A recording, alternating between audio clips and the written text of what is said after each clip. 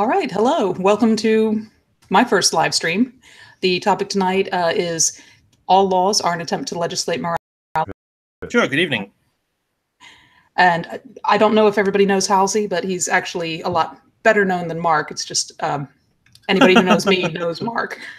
So. Everybody should know me. If you don't, make sure that you get to know me. Please come over to my station, Halsey News Network, and give me a like or a subscribe at any point. And links to both of their channels should be in the description below.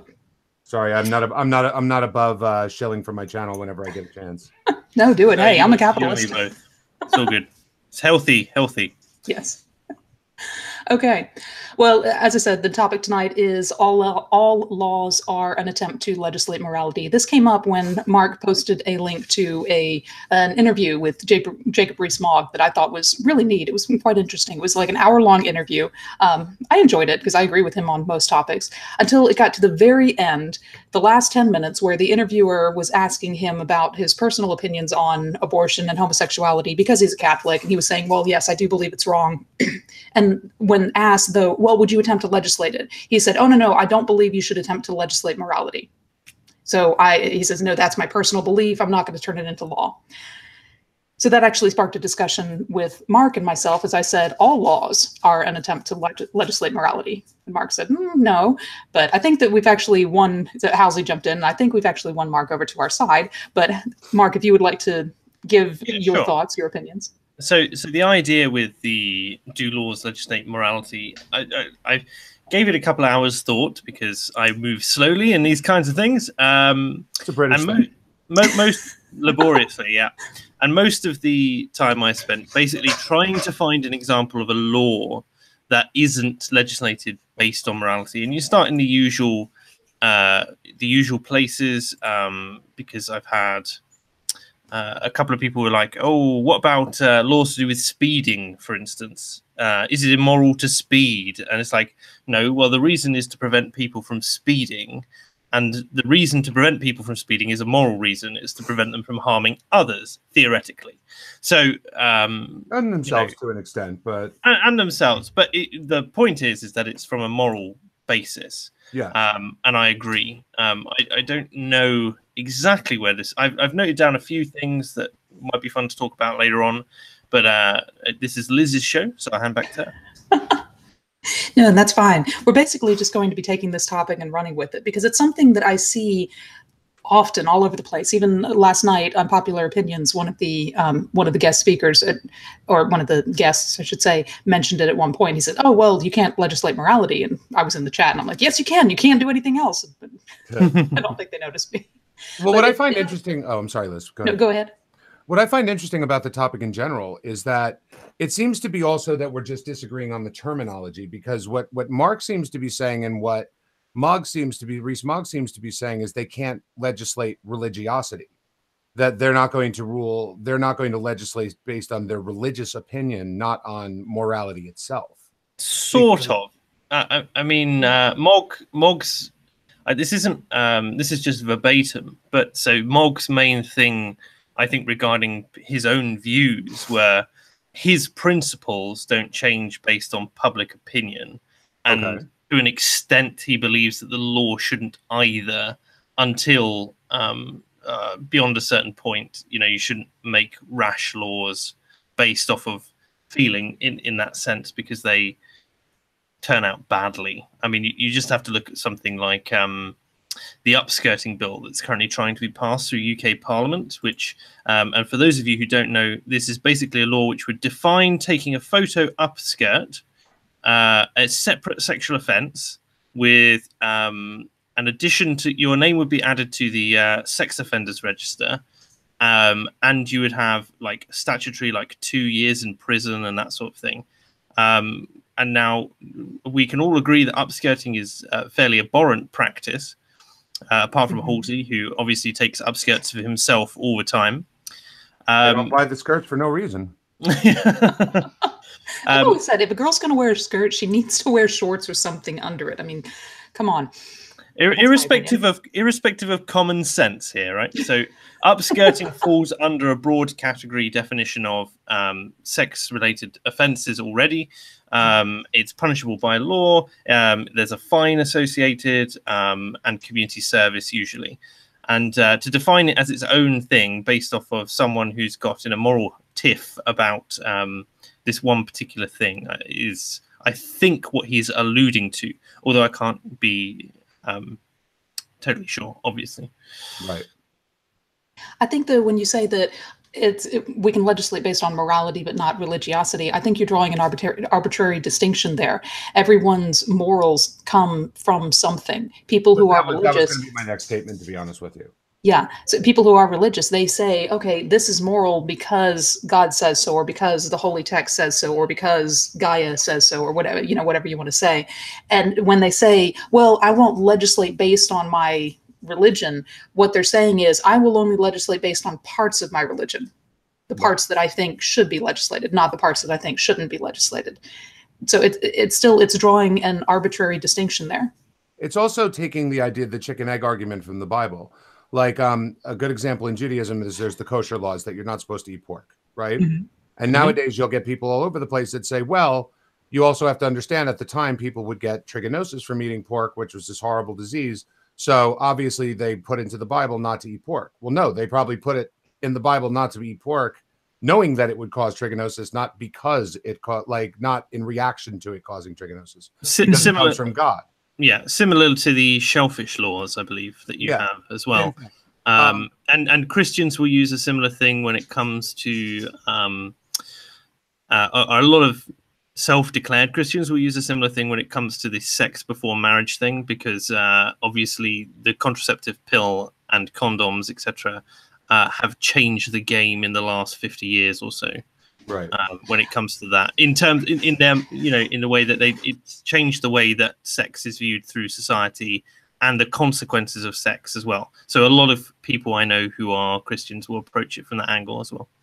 I would say it only changes though based on outward appearance, i.e. pregnancy, and the reason is STDs don't show up in one's face. But if every time you got an STD, it showed up in your face, sex before marriage would be a lot more taboo. I would agree. Yeah, I'm not in favor of STDs. Let me put that. Mark, I love how the idea. I love how the chat are like, Mark knows too much about upskirting. Well, you could blame Britisher for that, because for two fake accents unite and a week that was, he wouldn't shut up about it. Yes. And then you've got other people in the chat saying, let's get Liz more subs than Mark. I mean, come on. Which is moral in and of itself. I would say it's misandrist. But, but I mean, I think there is a more putting the terminology aside. I think we all know what Rees-Mogg and Mark and I and you are getting at in terms of legislating based on morality. Right? I put this down to a quick statement, actually, just in case this came up in this way. It has a little bit extra tact onto it, which I'm sure we can dive into, but it's basically this. Times of extended peace breed ever more interwoven morality spiraling because the priorities for survival have decreased. All laws are restrictive. A nation should pass new laws hesitantly with much forethought, on the understanding that to do so is not to be done lightly and, where possible, to be avoided. Mm-hmm. Interesting.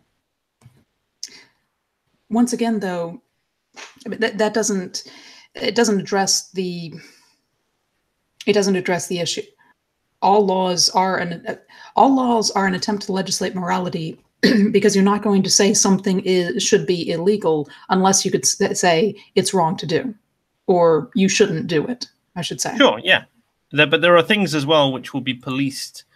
How many things need to be stated explicitly? It's like there are a lot of things which society itself will self-police. I think AA mentioned this earlier in chat, says something like, moral decency and concepts of social shaming, but also, yeah, social mechanisms and moral communities can self-police through spontaneous order. It's Herbert Spencer. Yes. I think this is an issue we have with statism, where people are essentially seeing the state as God. So if you, in religion, you have God says morality, excuse me, she's making a lot of noise here. In religion, you have God who says this is right and this is wrong. If you don't have God, if all you have is the state to tell you what's right and what's wrong, then anything wrong must be illegal, because the state must be the one that controls everything that is wrong. And that's why you'll see laws that are laws outlawing things that should be governed by social behavior, whatever, the things that society should say, no, we don't agree with that, so we're going to stigmatize people who do that. It should be a matter of society. It should not be a matter of the state. But if you worship the state as your God, then yes, the state has to tell you everything that is right and wrong. Again, that can go back to sort of Nietzsche, the death of God, etc., which I know I bring up far too often, where people don't know what to put in place of what they've lost in terms of the spiritual component to their lives. Mm-hmm. We tried in the 20th century to make it entirely the state, which didn't work very well. We tried to make it a dictator who also ran an enormous state. That didn't work so well. We tried sort of the liberal approach, which seems to be working vaguely, but now we're also seeing a huge amount of, with that, the lack of adversity to things which will actively suppress your freedom, the vying of small groups to impose their morality on the law.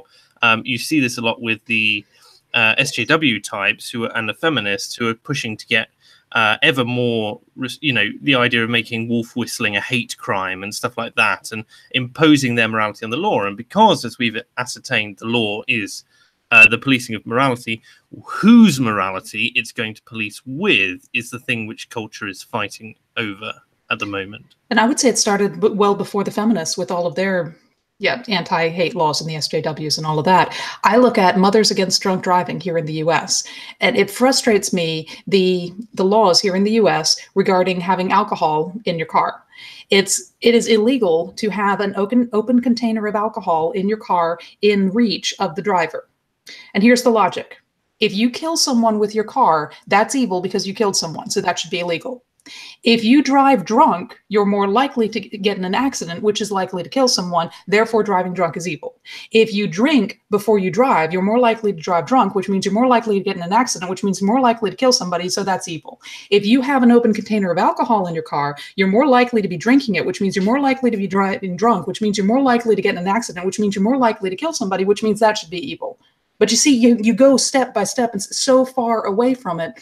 You are saying having a container of alcohol in reach of the driver is evil because it might lead to this, which might lead to this, which might lead to this, which might lead to this, which might do something bad. Well, you take that to extreme and you get prohibition, which, as we know from your country, didn't exactly go so well.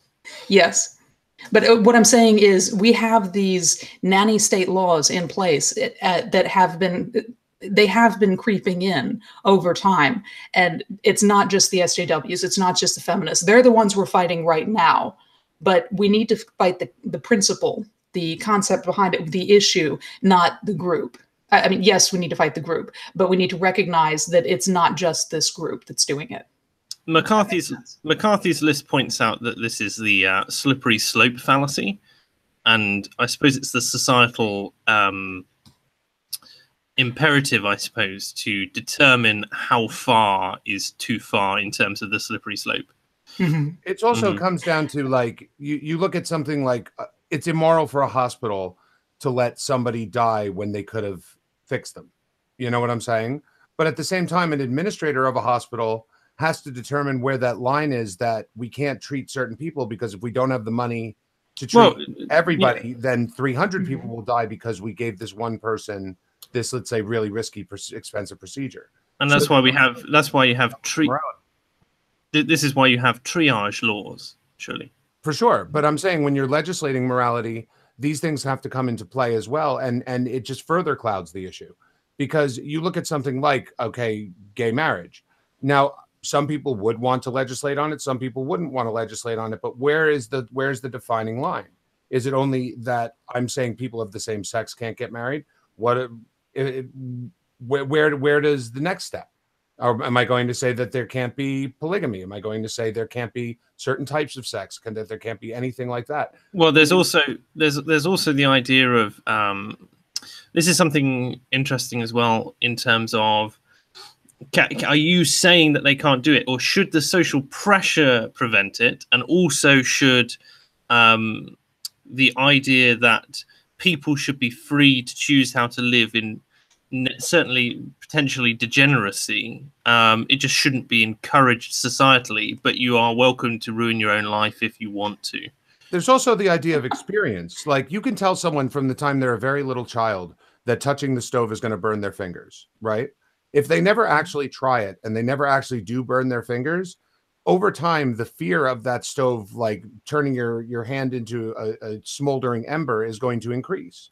You know, you've never experienced that. It's not the end of the world. You burn yourself, you touch something hot, but it's not the most pleasant thing either. You know, but you do have to experience it in order to understand the depths. And now, I'm not saying everyone should go out and experience every level of degeneracy out there, but I'm saying when you start legislating based only on your personal feelings or your religious feelings on degeneracy, you're almost encouraging people to, you know, try things out that they maybe shouldn't have, or maybe wouldn't have, because you're starting based on paranoia. To what extent do you mitigate risk with the law? And to what extent do you allow people to expose themselves to an element of risk? I mean, you get this with extreme sports. You get this with something as basic, you know, if I'm going to draw a biological analogy just for a second, it's like you make sure that your kids get chicken pox when they're young. Yeah. And you ensure that they're exposed to something, because if you kept them in a completely sterile environment and they lived in a little bubble, then they are completely unprepared for the real world. Yep. And that's that. Yeah. And you're seeing that actually in the US, kids growing up with very poor immune systems, because as they grow, their parents are constantly wiping their hands with antibacterial wipes. They never play outside except on sterile playgrounds. Basically, they're in school or whatever, and they're never exposed to germs. So they grow up with no immune system, or a very weak immune system, because they're just never exposed to germs. Whereas my siblings and I grew up out on a farm, and we joke about it. We grew up eating dirt. So yeah, we had very strong immune systems. So I spent 10 years in Israel, and because of the dietary laws, obviously, like, we have cheese puffs here, right? Well, the cheese puffs aren't as popular there, because if someone's eating meat, then they wouldn't be able to eat them together as a snack. So the most common type of like puff is a peanut butter puff. They make the same thing as cheese puffs, but they're actually really good. That sounds horrible. What?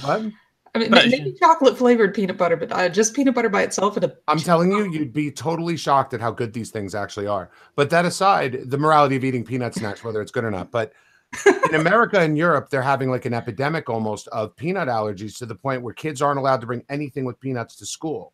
And they're finding in Israel, it's just the opposite. They actually have a much lower incidence of peanut allergies than the rest of the developed world. Why? It's big. Eat these peanut snacks from the time they're really little kids. It's because the ones who eat them at a very young age and die immediately aren't procreating. Yeah, it's pure Darwinism. Yeah. I've actually heard Sorry.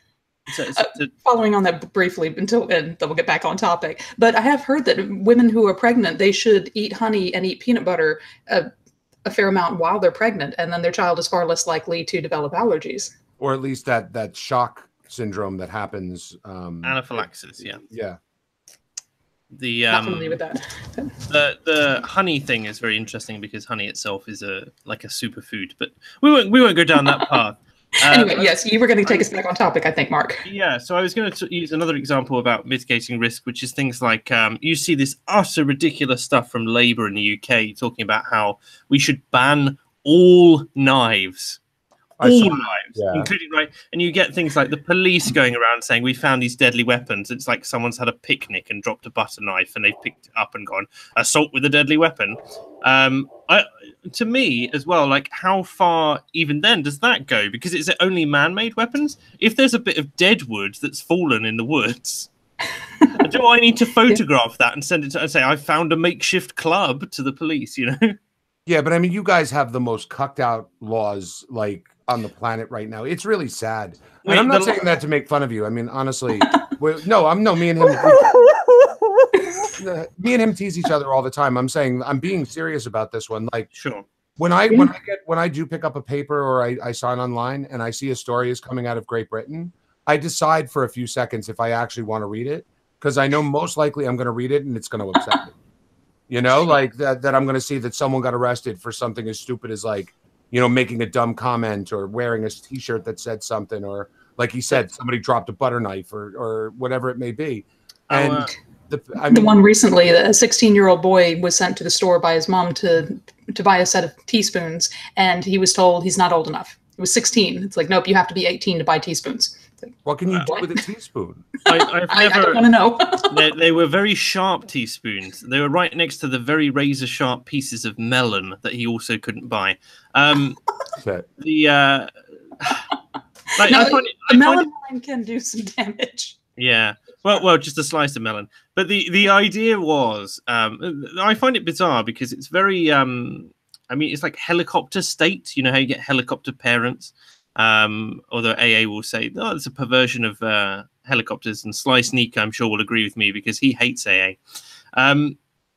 But sort of this sort of helicopter parenting state that just wants to basically preside over everything, raise your kids, and to protect them from themselves and that sort of thing. I've already mentioned as well, it's quite bizarre that a lot of kids' cartoons have episodes with, because the kids usually quite free-minded and a little bit more rebellious, and that's what makes them interesting. And in these cartoons, and usually there's typically an episode like you see it in The Simpsons and all sorts, where the kids get taken to a massively overprotective environment, right? Where they get covered in cotton wool or pillows, or, you know, encased in bubble wrap so they can't move, and you just go, and then the whole episode is about them escaping this and having fun along the way. And you go, yeah, there is a point where it's too far, but our state, or sorry, my state at the moment is going far too far. And you could condense it all probably to 1994 onwards-ish, because that's when the really heavy-handed use of pushing an obscene number of laws through Parliament happened. And now it's kind of ingrained, because we're nearly a generation on, and it's kind of ingrained that you could just pass laws. And Tony Blair passed a ton of laws, and our current Conservative government passed a ton of laws, including things like the there was a lot of backlash against a set of laws called the Snoopers Charter, which was Theresa May's main, I mean, they didn't call it that, but it was Theresa May's main thing she wanted to get through, which was basically, if you remember any of the SOPA stuff from a little bit further back, which was about policing the internet, her thing was that she wanted to make end-to-end encryption illegal in the UK. You couldn't use things like WhatsApp or Snapchat because the government couldn't read what you were saying, and that sort of thing. It had a few amendments and was completely shot down in Parliament. And then as soon as she was made Prime Minister, it was renamed and very quietly passed in the Commons without any media coverage whatsoever. It was utterly insane. And you go, obviously things like WhatsApp and Snapchat haven't been banned because those amendments were taken out. But and I can only hope that most of the controversial stuff from that bill was removed. But it still doesn't remove the fact that it's a surveillance bill that allows them to surveil people with no reason to, even you know they've observed criminal activity or whatever. It's just a sort of a blanket we can watch. And yeah, it just sounds utterly ridiculous to anyone on the outside, particularly Americans, I'm sure. We had the Patriot Act passed back in 2001, yeah, but you can't 2011. It's a, but you can't compare the two. The Patriot Act is a lovely name. Yes, but I mean, kind of like the Affordable Health Care Act that made healthcare unaffordable for everyone. For me, I mean, I experienced a lot of these laws in Israel. They have a lot, like, you don't have guaranteed freedom. Actually, the only place you really have guaranteed freedom of speech is in America. Mm-hmm. You know, a lot of things that we call Western values are actually very specifically American values, like the right to bear arms, the absolute right to free speech, freedom of association. Like those are things that only are enshrined in America. Well, we Right. we had a funny thing with our unwritten constitution in that the UK law works in that if we don't prescribe against it, it's legal. Right.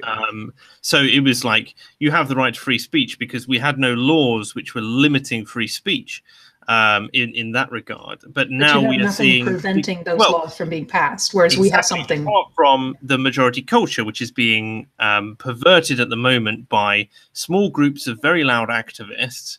And our mass immigration policy, particularly to London, which is, unregulated and is bringing in people who have not been raised in this country, who do not understand the culture, who will vote in laws which are not in keeping with the British culture which built this nation. So Sly Sneak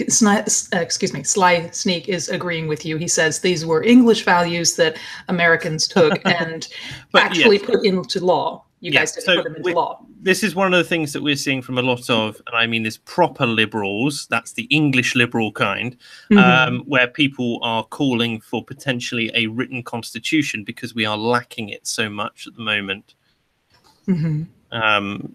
Yeah. Like the Magna Carta is written. Is that accepted English law now? Yes, but it doesn't have nearly the impact that you think it might. Okay, yeah, because it can handle precedent, but it's not defining. Because I thought in there it forbade the government from essentially collecting an inheritance tax. Is that correct, or is that not correct? I'm not familiar enough with Magna Carta to let you know. Okay. So for me, I didn't really follow all of these kind of, descent into the cuck state that Britain was becoming. And when I first started my news station, I had interviewed someone named Jada Franson, who is the deputy director of Britain First, who obviously in Britain everyone says is female Hitler, but because she's like the most fascist person that ever lived. But as I developed a friendship with her, we became very close. Like we talk all the time. I run a lot of stuff by her. She runs stuff by me. And she was facing charges for identifying a Muslim rape gang as a Muslim rape gang. And they even kept the charges in place after the Muslim rape gang was convicted of being a Muslim rape gang.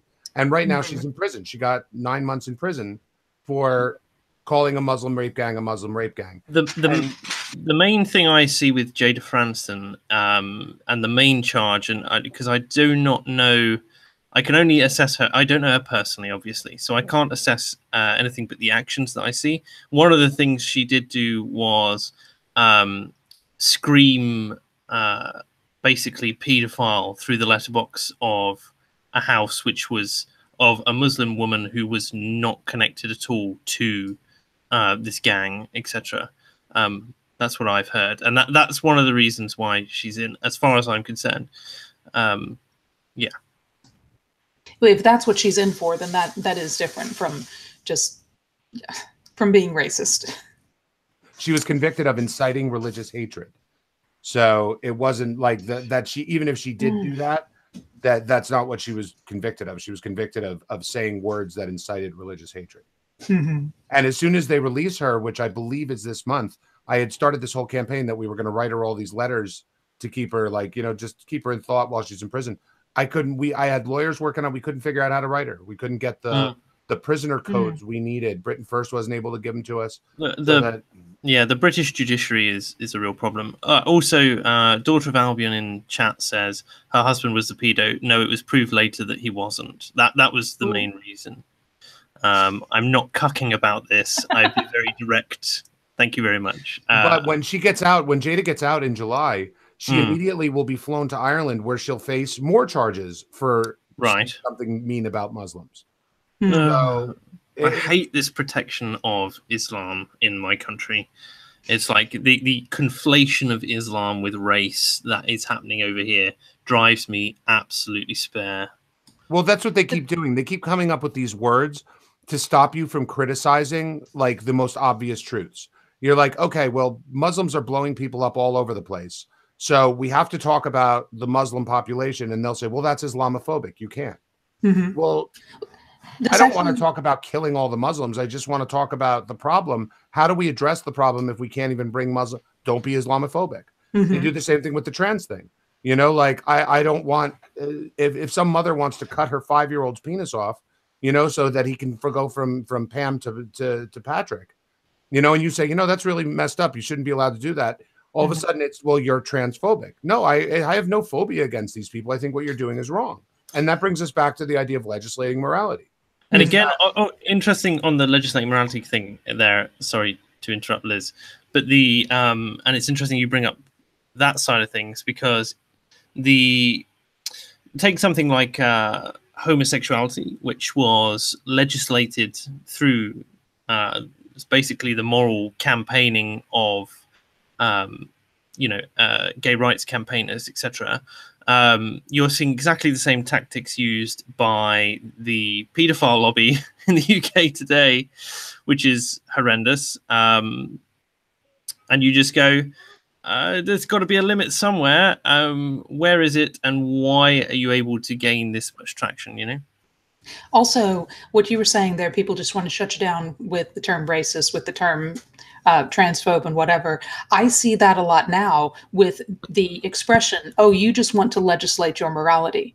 People will use that to shut down any discussion of, I think this should be illegal. And they're saying, oh, that's just because you think it's wrong. You just want to legislate your morality. And they're trying to shut the conversation down. And so many people, you'll see so many politicians will immediately back down. Like when it comes to abortion, they say, oh, I think abortion should be illegal. Oh, that's you trying to push your morality on everyone else. Oh, well, you're right. I shouldn't try to legislate morality. No, you can't legislate anything but morality. The question is, which ones will you legislate and which ones won't? But that's what they're doing, though, is they're using just a truthful statement in order to shut you down. It's like going over and go, wow, that tree's really pretty. And them going, but the tree is brown.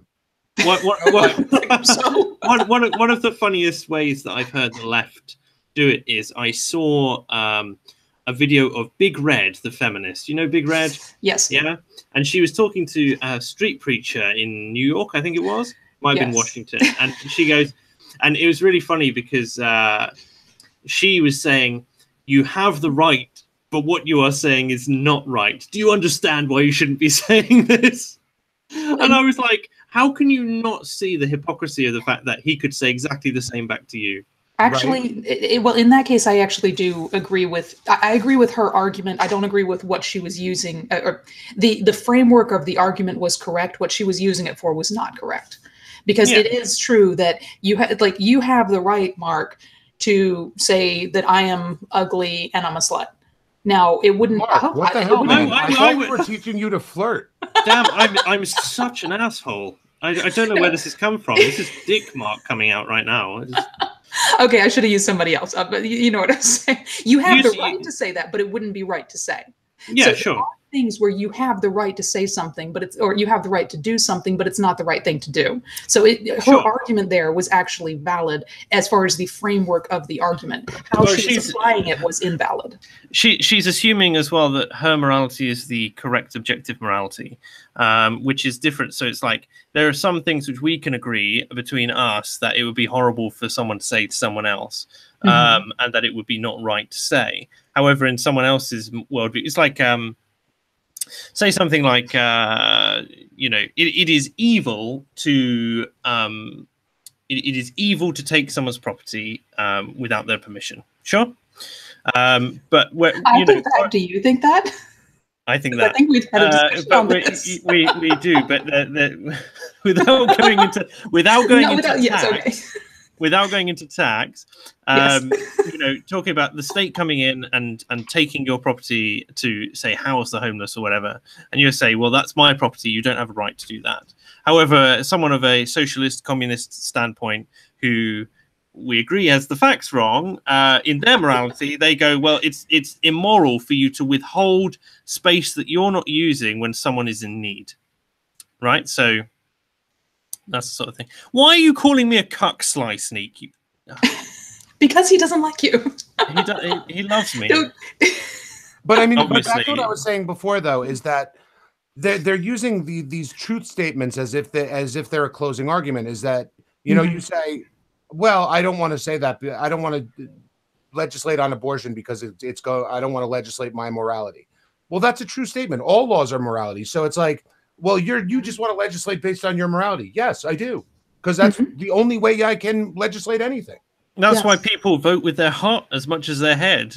You know, it's like you got to vote on the people who you think are going to put in place the laws, but also the cultural standards that you want. That's why we vote in the first place, and why we're not all a homogenous block. I prefer AA over Sly Sneak. Joy. I'm getting abuse now. We'll ignore that. You pay really close attention to the chat while you're on a stream. Right. I glance at it on occasion. Every once in a while I'll see something and respond. But like such a big portion of my streams are like debating people on the alt-right and all that. I'm so tired of watching like everybody wanting to gas me or something like that in the chat. I don't even like pay attention to it. Well, you need to cultivate a healthier audience. That's what it is. My audience isn't like that. The people come to my shows are really great people, but I go on a lot of other channels and I don't have a problem going into like a hostile territory. So you know, I'm not going to get distracted by the chat though. Like, you know, well, I don't know. I think sometimes it's useful to have the chat there. They contribute something. Sometimes they say things like Mark is a big gay, or Mark you can't hide, or Mark cucks to the chat. But I'm like, again, using statements to prove your point. Yeah, sure. I just go whatever. I try to. I don't know. When I'm on a stream where I'm not being antagonistic, I try to pay attention to the chat, but I usually don't. Yes, if I'm on a stream where I'm the enemy coming in, like if I'm debating the alt-right, then no, I pretty much ignore the chat. Although inevitably somebody on stream will. I mean, that was the sweetest thing when I was debating Mike Enoch and he was defending me from the chat, and I thought that was so sweet, to be honest. I know Halsey doesn't like that, but you know, hey, I just cannot associate Mike Enoch with anything decent or fair in this world. He is just the definition of an evil slob to me. Like, I really despise that man. Well, the fact that people who were on his side were maligning me when he was trying to debate me, and he told them, "Shut up, that's not nice. Let's keep this a civil debate." And I thought that's actually very nice. You probably reminded him of his Jewish wife or something. Well, that's the thing. Because I do have a very large nose, all the chat was saying, "Oh, she's got to be Jewish. She's got to be Jewish." I mean, look at that nose. That's the immediate thing they say if you stick up for anyone that isn't. When you're debating the alt-right, if you disagree with them on anything, the first thing they say to you is, "Oh, you're a Jew." Yeah. Like that's the ultimate insult. Like, so. Like, congratulations, you have worked out what I self-define as. Yeah. No, anyway, I'm about to get way off topic, so. Coming back to it, it is interesting though, thinking about the American laws that we have enshrined, or the rights we have enshrined in law. And I think that so many of the rights that we have enshrined in law, we do because we were founded by a group of people who were Judeo-Christian in their moral structure, even if they were theists. You know, not all of them were necessarily devout Christians, but because they had that moral framework, and you can see that in their writings or whatever, the laws that they put in place are the ones that Western culture would say these are good laws for the most part. One of the things I'm curious about, because morality doesn't just come out of nowhere, right? It's part of the way you're raised and etc. And so it's going, do you know, do most people derive their right and wrong from the laws which are already in place? Because, and this is one of the things, like, to what extent does the law influence the development of the next generation's morality? Because obviously they see their parents abiding or not abiding by those laws, as well as the values which their parents obviously, you know, place into them through their socialization. I don't think the law plays much. I think that people develop their sense of right and wrong independent of the law. Everyone's just glad that a lot of times the law backs up. It tends to correspond with the morality you would want to teach. But I think people have their idea of right and wrong before finding out whether like killing people, they know it's wrong before finding out it's also illegal. You know, tell that to MS-13 though. True. I think though that you will have some groups. I was raised Protestant, non-denominational Christian, and a lot of them, it's actually kind of scary. They will take certain passages from the New Testament that says everyone must submit themselves to the governing authority. And they will use this to say every law in America is a moral law because it is passed by the governing authority and we are to submit to the governing authority. So there are laws that are clearly immoral. And I will argue against these laws with some of these people, and they'll just quote Romans 13 and say, no, it's good because the Bible says so. I'm like, first off, that's not what it says. Right. But it depending on how you're raised, yes, you can get your morality from the law indirectly. It's not directly that we worship the law. It's I worship this specific verse that can be construed to mean this. Therefore, I'm going to do this. Excuse all the scratching, Stella. I wouldn't notice it if you didn't point it out, to be honest with you. So, okay. You know, but again, I think when we're getting back, I don't think the law, I always think the law is kind of, no one ever uses it as their prime justification for anything. Like people aren't not stealing just because it's illegal. They're not stealing because they don't steal. It's immoral to steal someone's property. It's dangerous. Like the hundreds of reasons that people won't steal, the fact that it's illegal is probably like pretty low on the list. You're taking a law, something like stealing, like murder. That's something that almost everyone in almost every society accepts as immoral. But take a law that is different. Driving with an open container of alcohol in reach of the driver. Walking have a real issue with this drunk driving thing, like, you know? Yes. I get the sense that someone's been caught. No. Believe it or not, I'm one that drives under the speed limit. I obey every law just to an extreme degree. Even at my siblings, when I will argue against a lot of these laws out there. You're cucking to the statists right now, Liz, just by obeying. I obey the law because of fear. Because I know that here in America, if I break any law, even the smallest law, the police can kill me. And it's because you're black, isn't it? That has to be it. Hmm. I honestly, I mean, Liz, obviously. For me, I obey the law not because I believe the law is good. A lot of these laws I don't believe are good. I obey the law because, well, partly because I'm concerned about the consequences. But it's like, I'm a bookkeeper. There are so many stupid laws regarding bookkeeping, and I have to obey them all. And I do. And my clients, because I do bookkeeping for small businesses, and sometimes when they're doing something with this, that, and the other thing, like I had a client who, he told me, oh, I gave one of my employees, I gave him $50 cash in a card for for her birthday, just as a gift, as an employee. And I said, you can't do that. I said, why not? I said, it's illegal to hand your employee cash. You can't do that. He said, what? That's ridiculous. I said, yeah, I agree. It's a stupid law. Do you want to try to change it? Because I would love to see it changed, but it's the law. You cannot hand your employees cash. So yes, I obey the laws, but I will still openly say this is a stupid, ridiculous law and it needs to be changed. So yes, I feel like I go back to the alcohol one just because when you actually explain it, when you actually say this is illegal because it could lead to this, because it could lead to this, because it could lead to this, and you are so far removed from the action that people will say this action is immoral. Because any of the actions along the way, they're not immoral. And that's such an easy one because it's so far removed, because there are so many steps. And yet it's one that's just so accepted. People just don't even think about it. They're just like, of course that's wrong. And I say, well, why is it wrong?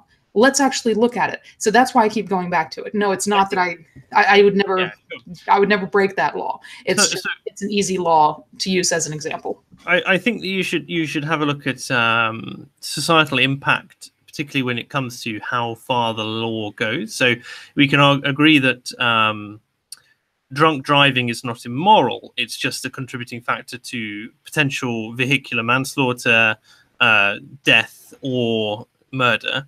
And so I think with some clarity, you could legislate against drunk driving. I do find that the open container of alcohol in a car is excessive. I also find the idea of what was the other one that you had? Oh, drinking in the car, was it? Mm-hmm. Or which is also there. I think is not a problem unless you're the driver. I think you shouldn't be that. But well, I think it is the case for the driver. I don't know that it's. I mean, you could be completely drunk, completely smashed. If you're not driving, it's not an issue. But you can't have an open container of alcohol in a car in reach of the driver. Okay, so if you're the passenger and you have it in the cup holder between you, you're screwed. So yes. to me, it's like that's too far. But at the same time, you have to look. So let's say that you could drive drunk. That's legal now. And you look at, say, the stats on, and you see you've got this massive death rate due to people who are drunk getting in their cars after they have a few at their local and they drive home, and the rate of crashes goes through the roof, etc. To what extent do you then think that not being able to drive drunk is then a justifiable law? Two things there. Sure. First, you're arguing from practicality, which I do not accept as a legitimate basis for law.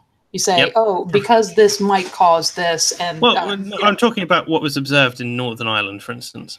Okay. So again, first of all, I don't accept the argument from practicality. Second, yes, if you made it legal, you would have an immediate upturn, you would or increase in crashes, but I believe long-term you would have a reduction in crashes, because right now people drive, when they drive assuming that everyone else around them is sober, is alert, and is being responsible. You don't have a lot of defensive driving. You don't have a lot of people watching people around them, watching the other cars, being aware, being careful. And I think that contributes to accidents. If you had everyone driving, with everybody out there that was driving knew, okay, anybody around me could be, could be drunk, could be an irresponsible driver, could be a dangerous driver. They're going to drive much more carefully. And I think you would have fewer accidents due to negligence, due to just carelessness on the part of the driver, not related to drunk driving, but completely unrelated, because people would be more aware when they drive. So I think that while the drunk driving accidents may increase, I think that overall accidents may actually decrease, because people would be more aware when they drive. Me personally, and it's funny, I don't have a fear that the police are going to kill me like you do, Liz, but I mean, I think that his sunglasses would deflect the shot. Well, that's why, yeah. I mean, I have bulletproof sunglasses, but I should say I don't think they will. I think that it's a very low probability. I know that they can, again, and I know that there will be. There's any time afraid of that, but what I have a problem with is that whenever they pass a law, they should have to give a good justification as to why the police should be given more power to interfere with my daily life. And when it's something really stupid, like, calling somebody an insult, or whether you put on your seatbelt or not, like they can literally pull you over in my state if you're not wearing a seatbelt, which if you're not wearing a seatbelt, the only person getting hurt is you. So the fact that they can look in your window, see you not wearing a seatbelt, and detain you, and possibly investigate you for other crimes. Like, I don't believe that we should be just okay with surrendering our freedom for something so stupid. But I think that's now. Oh, I'm sorry. But that goes back to the whole morality thing. Is that legislating on abortion obviously is not just a small portion of morality. It's not like I'm giving up a little bit of freedom, therefore it's immoral. I mean, we're talking about human life here. So if someone said to me, like, oh, you're okay imposing your morality on other people by legislating abortion, damn right I am. That's why I'm running for to be in a representative government. I want the people who believe I represent their values to vote for me. And I believe they would expect me to vote my values. So. Yeah.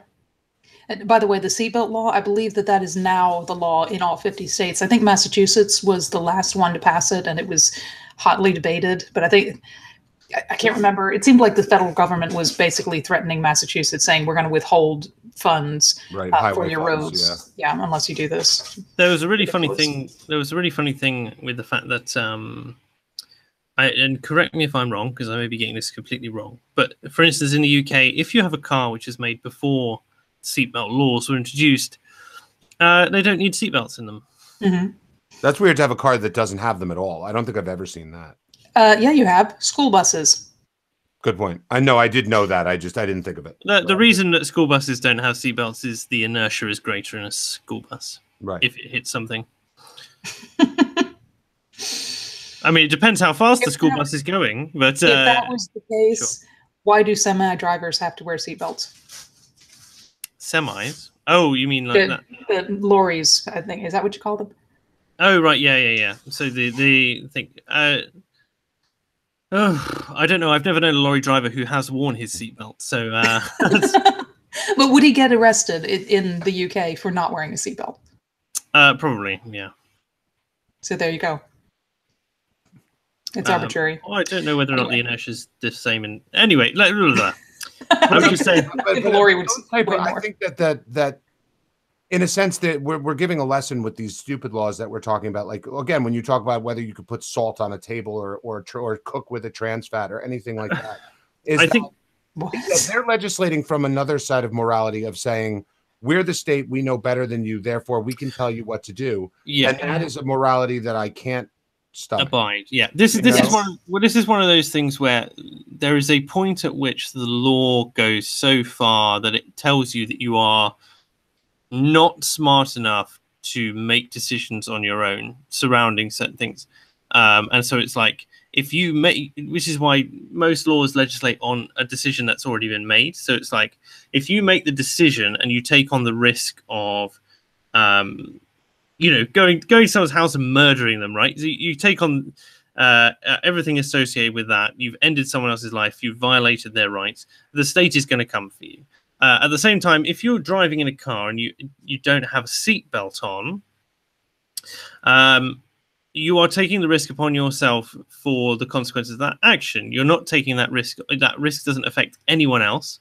It doesn't. It doesn't in the sense it shouldn't. I've had this debate with people, and I had this debate with a lady, and she said, well, what if you're driving down the interstate and you get in a wreck, and because you're not wearing a seatbelt, your body is thrown through the windshield, and now it's on the pavement, on the interstate. That's going to affect everybody around you because it's going to cause pileups. It's going to cause accidents. People try to avoid your body. It's going to cause trauma. Therefore, yes, seatbelts affect everybody. And I'm like, what? Really? But yeah, they will make these arguments. More than the fact that there are now shards of glass and you've just seen someone slam into someone else and then it's blocking the road already. Yeah. But it's like in the Constitution. It's that you read in the Constitution that it says Congress has the power to regulate interstate commerce. So all they've done over time is expand the definition of interstate commerce to the point where they can basically legislate anything. They say if you use drugs in New Jersey, they were imported from Mexico, therefore they've traveled through multiple states. So the fact that you're using drugs in New Jersey affects all the states that they use to transport it, therefore it's interstate commerce. And it's the same thing. They can use any of these things as a broad brush, but it gets to the point where having the brush there at all is pointless because they've figured out a way around all of it. So oh yeah, and people will find ways around things. Like what starts off as one workaround becomes 10, becomes 100, becomes a broad definition that then becomes universally applicable. This is also trouble because, as you say, people will have started with if you're going to take pure from the drink driving aspect, you can't drink whilst you can't it's illegal to kill someone whilst driving under the influence. It's also illegal to kill someone. It's illegal to kill someone whilst driving under the influence, therefore it's illegal to drive under the influence. I need to bring in a new law that makes it look like I've done something in my job. Well, let's make it illegal for you to consume alcohol anywhere within a 5-foot radius of a vehicle. Let's make it so it's illegal for you to have an open alcohol container in your car. Well, we can't reduce it much more than that without saying that if you've driven to a shop, you can't purchase alcohol because you're more likely to drink and take it into your car and then drink it if you do that. So, it goes on. You'd be surprised. There are drive-through, I guess, package stores here in the U.S. where it's a shop that just sells alcohol, and you can order. You can just go through the drive-through to get it. Now, of course, it's in a closed container, but I have seen people arguing usually on Facebook saying, oh, this should be illegal. I'm like, why? But yeah, you name it, people will argue, oh, that should be illegal because they disagree with it, because they don't like it. It frustrates me to no end, the handheld devices while driving. A lot of my friends on Facebook have been sharing this image that says, in the state of Florida, where I live, if the police see you with a cell phone in your hand, you will be, they can pull you over and fine you $250 and send you to driving school. So don't have a cell phone in your hand while you're driving. Well, it's a lie. That's not the law. excuse me, they even have a link. It's a picture, it's an image, so you can't click on the link. You have to type it in. But if you type in the link, it'll actually say, no, that's not the law. And I've told people this when I see this, I've seen it posted so many times, and I've told people, this is not the law. This is a lie. This is fake news. And one lady said, well, it should be the law. I'm going to leave this up on my timeline in the hopes that people will read it and think it's the law and stop doing it because it should be the law. Eesh. Yeah. Societal condemnation should be achieved without undue lie. You know, yes, you don't need to lie to tell people it's a pretty stupid idea to go on the phone whilst you're driving because it distracts you, makes you less likely to evaluate risk, etc. How involved the state should be on that is another question entirely. As in, I don't think they should be. I agree. I don't think they should be either. Oh, stop making me more libertarian, Liz. It's disgusting. I have a really sour taste in my mouth. It's just grim. I mean, I find that I'm libertarian on some issues, but I find it very difficult to describe myself as libertarian as a political philosophy, as an overall. Neither me nor Liz are libertarian. It's just a libertarian leaning in this particular case to say, it's more libertarian to say no laws. Yes, which is that. So many of my beliefs in practical outworking match up with the libertarian. So most people, when they hear me speak, they just assume I'm libertarian. That was fun on the alt-right debate when they started attacking me on that. Well, the non-aggression principle, blah, blah, blah, and just attacking the whole thing. So what do you say to that? And I'm like, I don't agree with the non-aggression. Yeah, no, don't agree with the non-aggression principle. What do we do? No, why would I? It's fun. But no, I'm not a libertarian, although most of my beliefs do line up with them, just not all. Oh, sure. Yeah. Have you worked out what you are yet, or are you keeping it under wraps still for surprise value? Again, I know what I am. I've known for years. The problem is what I am has been so maligned that just the term itself conjures up images that don't match what it is. It's kind of like... I mean, you can say you're a National Socialist if you like, Liz. I just don't think... She's a commie. She's a commie. No. No, I'd be interested. Halsey, how do you define yourself? I always just say that I'm a far right civic nationalist. Okay, there you go. I would definitely not say I'm a conservative Republican or Democrat. Like those titles are meaningless to me. So, So Mark, what would you say? I am drifting at the moment because I've taken a number of political tests in the last couple of weeks. And the most accurate stuff today drifts me between centre-right, liberal, and conservative. Okay, well, I'll tell you. I define myself as a biblical theonomist. Which theonomist? What a word. You see what I've said? That word has been so maligned and so misinterpreted that when people hear it, they're shocked. They're like, "What?" And I've said, "You have no idea what that means. Just trust me. You have no idea what that means." I know what it means. It means that you're looking for a conversation starter. That's what that is. If I was looking for a conversation starter, I would introduce myself as that. This is the first time on any stream I have actually said what I am. It doesn't roll off the tongue nearly as neatly as based, though, does it? What are you again? As a biblical theonomist. So she's the biblical theonomist. Yeah, based biblical theonomist Liz. If you switch yourself to Elizabeth, then you get based biblical theonomist Elizabeth. There you go. But again, the practical outworkings of my beliefs are so close to libertarian that it's just easier to argue from that perspective. It's just I'm not technically a libertarian. But yes, if you examine what I actually believe, it is very, very close to libertarian. Indeed, it's actually very close to the non-aggression principle. It's just that I don't hold to that. I don't agree with all of it. And you can see the reason I don't say what I am, just because the reaction is immediate. What? You believe in Sharia courts? Well, I have to admit that before today, the word theonomist has not entered my vocabulary, and I don't think it's something we use over here. It is also very different from theocracy. See, a lot of people come say, "Oh, you're a theocrat." I'm like, no, that's completely different. Completely different. So no, I don't believe in theocracy. No, good. Neither do I. I mean, that's good. I'm glad you did. I don't know why you felt the need to have to justify that, but You know, like we gave you the benefit of the doubt that you weren't into a theocracy. That you know. Well, yeah. Anyway.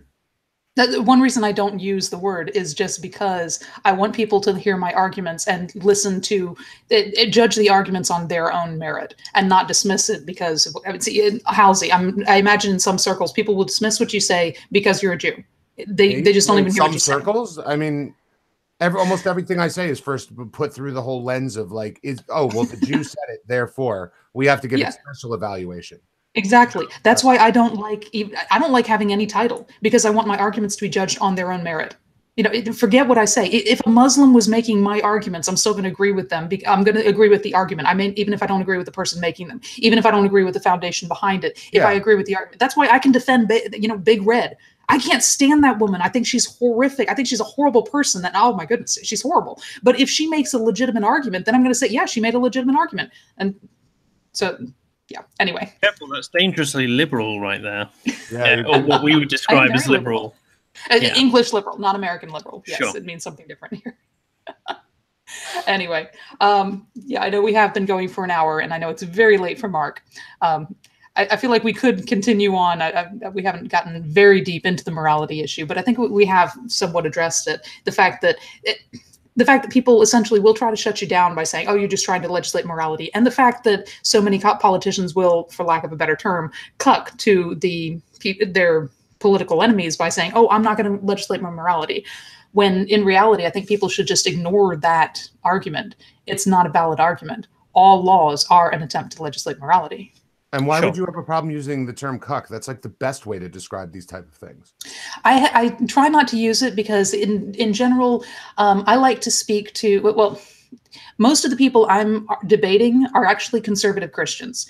And yeah, I debate them a lot. And if I start using words with sexual connotations, if I start using swear words or things like that, they will immediately write me off. Yeah, they won't even listen to anything I say. So I try to keep my speech very clean, very family friendly, just because then I'm more able to speak to these people. If most of my argumentation was, say, with atheists, then I'd probably swear a lot more, just because they're going to listen better. They're not going to feel like I'm moralizing or whatever. You've got base language, Liz. Well done.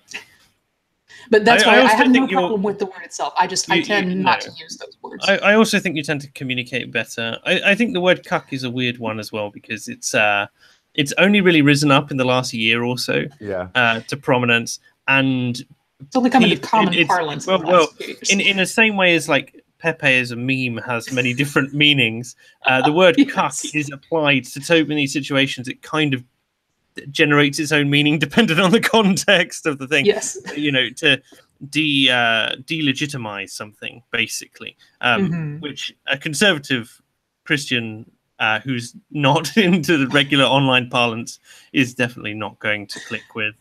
Yeah.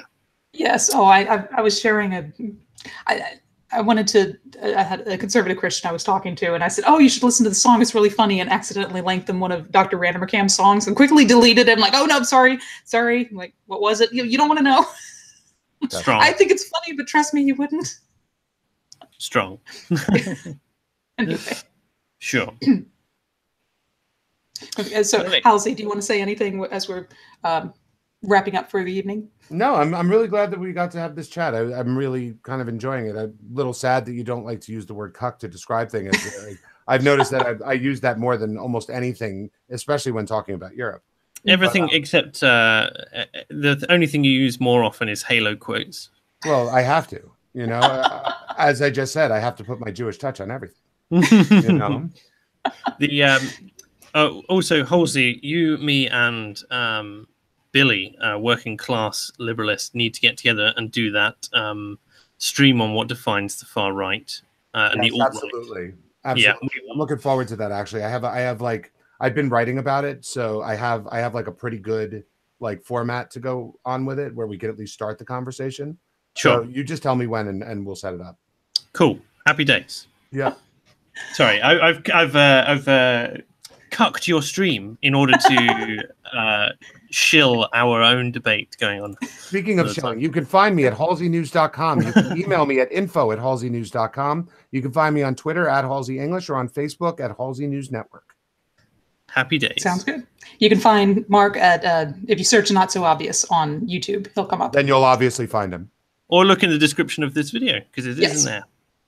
And if this video gets mirrored somewhere else, you can find me by just, I think you search YouTube for Based Liz. Apparently there are other Liz's out there in some debates, like, is this the same Liz as something? There's like a, if you search if you search Based Liz now, a ton of Academic Agent and my videos will come up where you've guessed it. So if you then sort by channel, then you'll come up and it's obvious who you are. Yes. There are many Liz's out there, but none as based as you, Liz. Sounds good. All right. Well, good night, everyone, and I hope you enjoyed it. Thank you very much for having me. A pleasure. Take care.